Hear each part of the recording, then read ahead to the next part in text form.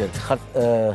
ما نعرفش عزيز الزغدودي تعليقك على هذه الصور وهذه التناقضات في علاقه بالفرحه والدموع. صور مهمة جدا تاريخية من استاد المباراة، من استاد الثمامة.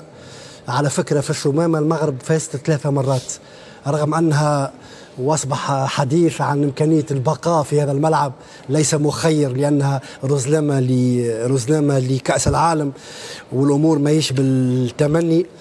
بعد ما خسرت دومي فينال متاع الفيفا أراب كاب متاع الكأس العربية وكنتم موجودين في التغطية، بعد ما خسرت بركلات الجزاء من الجزائر في الدومي فينال في الثمامة، بعدها كل الذكريات سعيدة.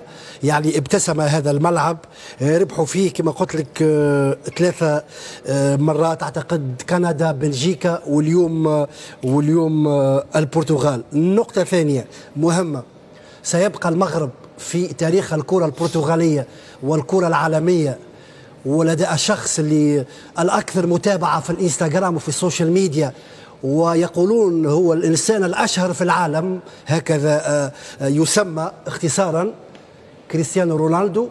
سيتذكر المغرب إلى الممات، لأن المغرب هو الذي أنهى مشاركة كريستيانو المونديالية الأخيرة، لن يلعب كأس عالم بعد اليوم، ولذلك معنا الصور كانت قوية.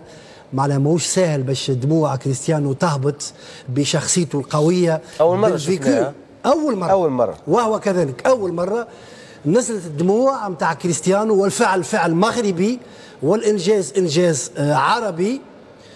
وهزم كريستيانو والراجل يلعب في بطولات كبرى بين أوروبا وكأس عالم منذ 2004، منذ 20 سنة. تقف المسيرة حتى الدولية، هناك حديث عن المسيرة الدولية لأنه ما عادش عنده ما يربح إذا كان ما يقدرش على إجراء كأس عالم سنة 26 وهي بعيدة ومستحيلة على مستوى السن. ما عادش عنده دواعي يعني ودي ريزون فالابل باش يلعب بطولات اخرى مع البرتغال.